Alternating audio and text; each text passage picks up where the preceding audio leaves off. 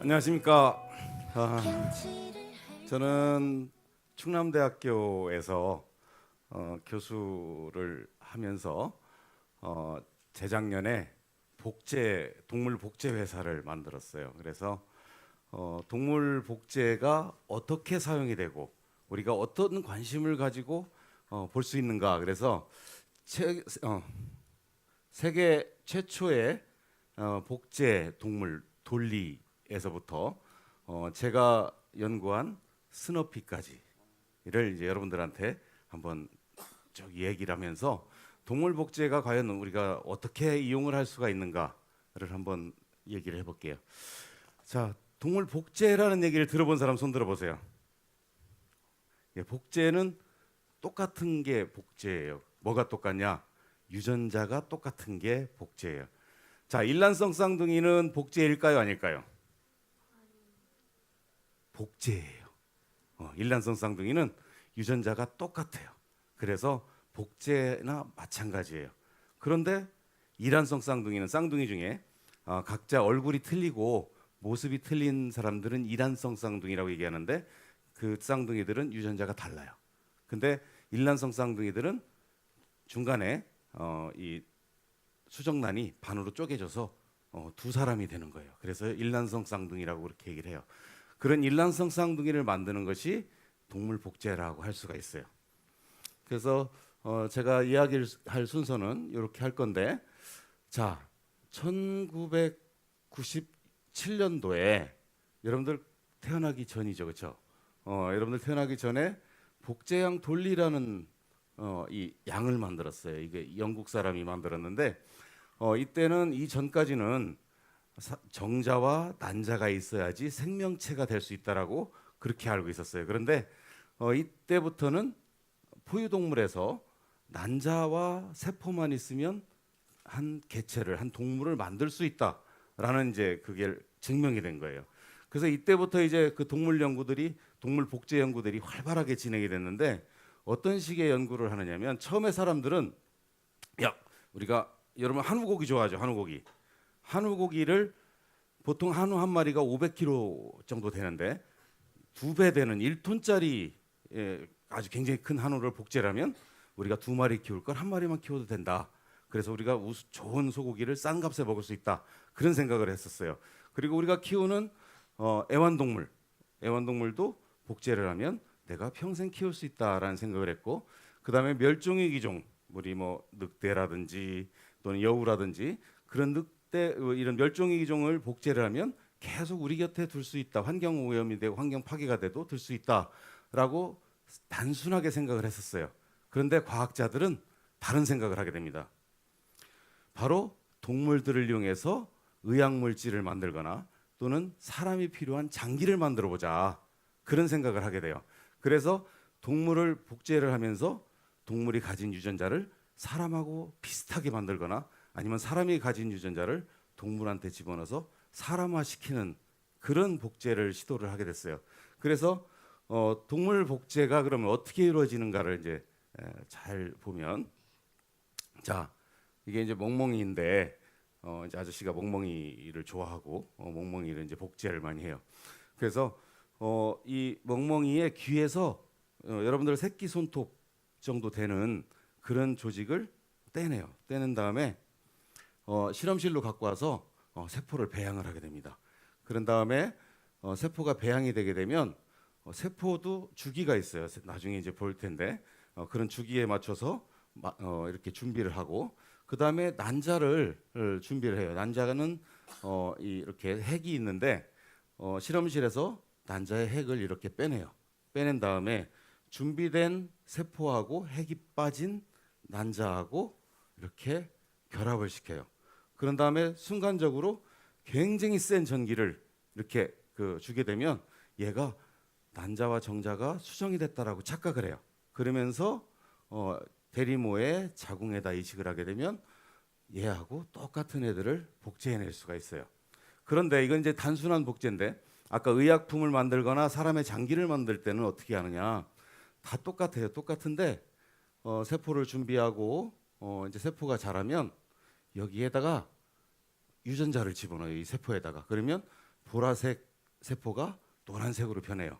그런 다음에 똑같이 난자에서 핵을 제거하고 난 뒤에 노란색 세포를 집어넣게 되면 그리고 센 전기를 줘서 착각을 일으키게 해서 자궁에 임신을 하게 되면 나중에 태어난 애는 노란색의 강아지가 나오는 거예요. 이렇게 유전자를 편집을 하게 되면 유전자들이 역할을 할 수 있는 유전자가 이제 뭐 사람에게 필요한 물질도 분비를 하게 하고 또는 사람한테 장기를 줄 수도 있고 한 그런 유전자로 바뀌게 돼요. 자, 그러면 이런 그 동물들을 어디에 사용할 수가 있는가 한번 볼게요. 자, 이 동물 그 복제의 역사예요. 그래서 전에는 뭐 개구리나 물고기들은 이렇게 그 우리가 개구리알 본 사람 있어요? 개구리알을 꺼내 가지고 실험실에 와서 반으로 쪼개 가지고 일란성 쌍둥이 만드는 것처럼 복제를 했었어요. 그런데 97년도에 이제 복제형 돌리를 만들게 되면서 쥐도 복제하고 소도 복제하고 돼지도 복제하고 고양이도 복제하고 말 그다음에 쥐 그리고 스너피까지. 이건 스너피는 아저씨가 만든 거예요. 근데 여기서 이제 한국 사람들이 제일 세계 최초로 만든 거는 고양이하고 강아지예요. 근데 고양이는 미국에서 만들었고 강아지는 우리나라에서 세계 최초로 만들었어요. 얘 이름이 이제 스너피라고 얘기를 하는데 자, 그러면 이런 동물 복제 기술을 어디다 쓸 수 있느냐? 자, 여러분 우리가 간이 안 좋아요. 또는 심장이 안 좋아요. 그런데 이거를 낚을 수가 없어. 현대의학 기술로. 그러면 어떻게 해야 되냐면 다른 사람의 간이나 다른 사람의 심장을 받아와야 돼요. 그런데 이 심장이나 간을 주려면 간은 좀 덜한데 심장은 다른 사람 몸에서 뽑아오게 되면 그 사람은 어떻게 돼요? 그렇죠. 죽게 되겠죠. 그럼 큰일 나잖아. 그러면 이 심장을 그 사람이 이제 뭐 교통사고나 뭐 그런 것 때문에 뇌사가 돼서 결국 죽어야 되는 사람이 기증을 하는 경우가 있어요. 그런 경우는 받아오지만 살아있는 사람 거를 빼올 수가 없잖아요. 그렇죠? 그래서 이 심장을 이식을 기다리는 사람들은 엄청 많은데 실제 주는 사람들은 얼마 없어요. 그래서 그러면 어떻게 할 거냐? 우리 여러분들 자기 그 형제나 자매가 3명 이상 되는 사람 손 들어봐봐요. 3명에 그 뭐 이게 형제가 많은 집들이 많죠. 아저씨는 형제가 오남일녀였어요. 그래서 되게 많았어요. 옛날 대가족이었죠. 그래서 옛날에는 식구가 아프면 동생이 형한테 콩팥을 주거나 또는 형이 동생한테 뭐 간 일부를 떼주거나 뭐 그렇게 했었어요. 근데 요즘은 그렇게 못 하잖아요. 어떤 드라마에 보니까 형이 아프니까 형을 낚으려고 백혈병을 낚으려고 동생을 낳기도 하고 뭐 이제 그런 드라마도 있더라고요. 그런데 지금 그 형제들이 적으니까 그걸 못해. 그래서 생각해낸 게 지금 또 이제 이 뭐죠? 장기이식 서약 같은 거 해가지고 이제 내가 죽으면 또는 교통사고가 나면 이제 다른 사람한테 장기를 주라고 그렇게 이야기를 합니다. 하지만 우리 그 핵가족이나 또는 나이가 너무 많아서 못 주는 경우가 많아요. 그래서 생각해낸 게 동물의 장기를 이용을 하자 그랬어요. 근데 원숭이를 하면 좋겠지만 원숭이는 너무 뭐 많은 질병도 있고 멸종이고 그래서 돼지의 장기를 이용해 보자. 그래서 돼지의 장기를 이용하고 있어요. 어떻게 하냐? 복제를 해요. 사람한테 필요한 유전자들을 집어넣어서 복제를 하면 이 돼지의 장기를 사람한테 이식을 할 수가 있어요. 근데 너무 많은 그 장애물들이 있어요. 그래서 이 장애물들을 뛰어넘는 연구들을 지금 하고 있어요. 그래서 현재는 이 3단계가 있는데 2단계까지는 뛰어넘는 연구가 진행이 돼서 앞으로 한 50년 후에는 돼지의 장기를 사람이 이용을 할 수가 있어요. 그래서 사람이 안 줘도 돼지가 사람한테 장기를 주는 부품처럼 심장도 갈아 끼고 간도 갈아 끼고 하는 세상이 앞으로 올 거예요.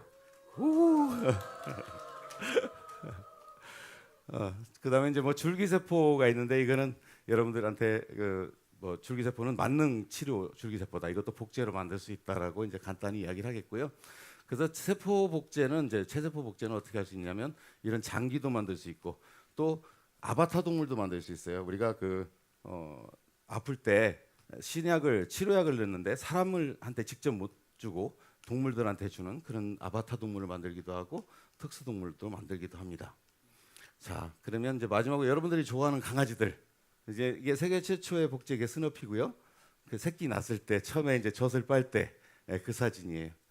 그다음에 이거는 이제 친자간별해 가지고 이제 이 체세포 제공견이나 그다음에 세포 스누피가 똑같다. 만장 일치됐다라는 걸 보여주는 사진이고요. 그 사진도 이제 이게 스누피고 이게 이제 원본 강아지인데 미국에서 수입한 개인데 사진을 비교해 보니까 너무 똑같이 커요. 자, 여기서 어떤 강아지가 원본 강아지고 어떤 강아지가 스누피일까요? 오른쪽, 왼쪽. 왼쪽이라고 생각하는 사람 손으로 봐봐요. 자, 오른쪽이라고 생각하는 사람. 예, 오른쪽이 맞아요. 이 강아지가 스너피입니다. 그래서 굉장히 똑같죠, 그렇죠? 일란성 쌍둥이처럼 똑같습니다. 이 정도로 우리나라의 복제 기술이 많이 성장해 있습니다. 그래서 2005년도에 최고의 발명품이라고 선정되기도 했어요, 세계적으로. 그 다음에 이제 특수 목적견이라고 해서 마약 탐지견, 또 검역 탐지견, 경찰견을 만들어서 우리나라 치안에 지금 기여하기도 있습니다. 그래서 저희가 만든 강아지가 지금 공항에서 활동하고 있어요. 예. 그다음에 이건 300년 전에 이제 우리 사라졌던 삽살개, 얼룩무늬 삽살개 한 마리가 나왔는데 불행하게도 불임이었어요. 그래서 이거는 복제로 저희가 복원을 시켰어요. 그다음에 이거는 아까 얘기했던 그 삼성그룹의 회장님이 키우던 강아지인데 16살 때 죽어서 저한테 이제 의뢰가 왔어요. 그래서 이 강아지를 복제해서 선물을 했는데 그래서 저를 만나자고 그래갖고 되게 좋아했어요. 근데 이분이 쓰러지셔가지고